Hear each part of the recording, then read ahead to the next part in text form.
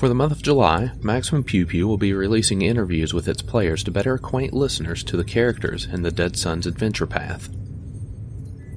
In this interview, we will be speaking with Cameron about his character, Maia.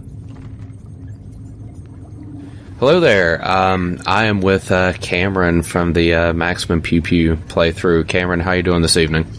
I am doing great. Awesome to hear. So, Cameron, who are you playing in our Dead Sun's Adventure Path playthrough? I am playing Maia, our would-be mechanic.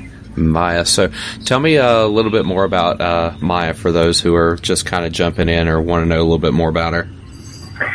You see, Maia is a human, nice and, exciting human race, So, is a human mechanic with the Exo Cortex feature. It seems like the kind of the cooler route to go. So, that's where I went. Yeah, and she gets a lot of use out of that Exo Cortex too. So, I mean, it's been pretty handy in combat, and you can kind of do some of the stuff that our soldiers doing too. So, it's been pretty helpful. Right. So, what was Maia's history before she decided to join the Starfinder Society? I wouldn't say her history was super crazy or overly dramatic or anything like that. She kind of just, I'd like to say all of her talents were natural born, but they're not. She went to some kind of academy, kind of learned skills that way, and then has built some of her skills on her own. She's kind of just somebody who's very inquisitive, is very curious, just likes to learn new things. That's part of how she became the kind of the mechanic, engineer, hacker role that she is. Yeah. So why did she actually join the Starfinder Society? What enticed her? She let her curiosity get the best of her, and it has gotten her in trouble. And she's going to try and use the Starfinder Society to try and clear her name. Yeah, we'll see a little bit more of that here, and once we get into book 3, I'm looking forward to seeing how Maia gets herself out of trouble. I'm sure you're looking forward to it too. I am. I'm definitely looking forward to it. So, what were your influences when you decided to create Maia? Like, what type of media, or what were you kind of using as a base when you decided to make Maia? I think honestly part of it's being like a 90s baby. I grew up watching cool movies like Hackers, and always loved technology growing up myself. I was always like taking apart stuff I probably shouldn't. Yeah. So that definitely helped. I was among the age of, Halo 1, people out here that may or may not have played that, which maybe with the whole Master Chief Collection they got to, but I got to play like Halo 1 unreleased, and and I also read some of the novels, the early novels, and like fell in love with like the thought of Master Chief, which I totally believe like Exo Cortex is just Master Chief. Yeah, I mean it's the closest you can get to having like a Cortana built in on you, and I have to watch what I say on this Windows machine, otherwise it'll flip out. Right. I know, I'm waiting for mine to pop up too. I kind of, I loved Master Chief, loved Cortana, I loved like any and all Hackers movies, so it just kind of fell into place with picking the mechanics. Gotcha. So if you had to describe Maia in one word, what would you pick? Oh man, that's a tough question. I guess the best way to put it is I'd just say Hacker Man. Hacker Man. Right. Except she's a woman. But Hacker. Yeah, just Hacker Man. Yeah. Oh God, what was that video that came out like a few years ago that had Hacker Man in it? It's like that old like 90s like rip-off film. Like, yeah, it was like Kung Fu something or other, I don't know. Like, we'll find it, we'll get yelled at on the internet over it, but probably, yeah. So we've talked a little bit about Maia already. So Maia, you've got a human mechanic. She's got the Exo Cortex. What else she got going on with her? Like, what other type of feats and stuff do you have to kind of augment her abilities? Kind of like the way I want to go with this.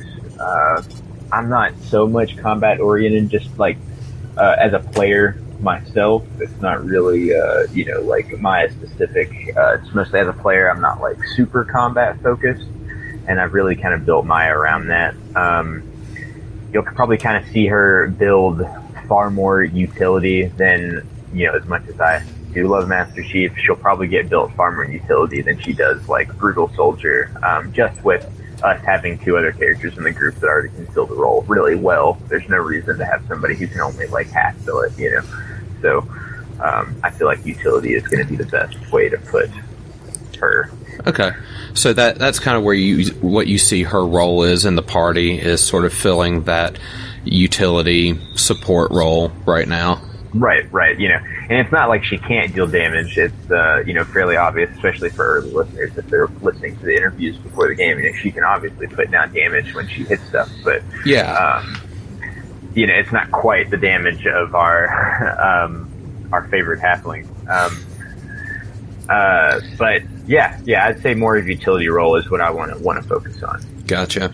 So, long-term plans for you, you're looking at utility and stuff. Have there been any feats or mechanic tricks or like Exo Cortex upgrades that you've seen that really caught your eye that you want to try to plug in when you get the opportunity? Oh, definitely. I kind of love there's like a few vision mods for the Exo Cortex. And one of them being like I can see invisible targets. That's like really cool. There's some other Exo Cortex mods such as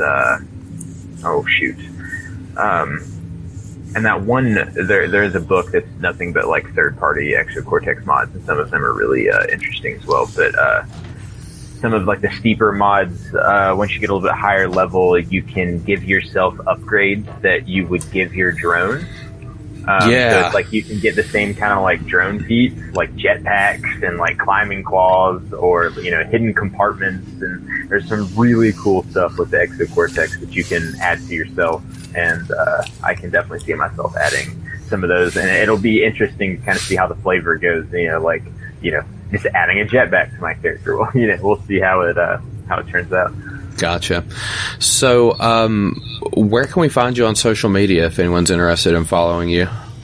If people are actually interested in following me and seeing me on social media, I do have a Twitter that I don't use, but I could begin to use it if people actually got interested in such. And you can at me at Textured Guppy, textured as in like a weird, feeling. The tactile sensation. Right, tactile sensation.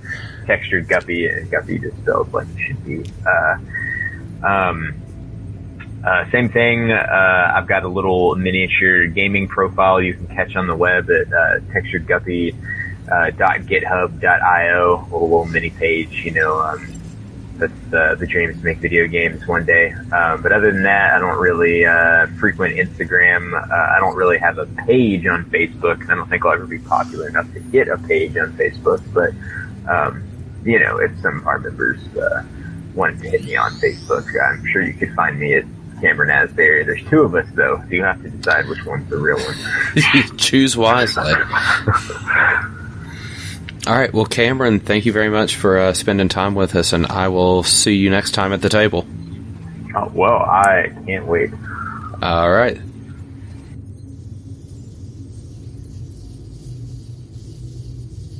Ambient music provided by Tabletop Audio. Original 10-minute ambiances and music for games and stories. Find out more at tabletopaudio.com.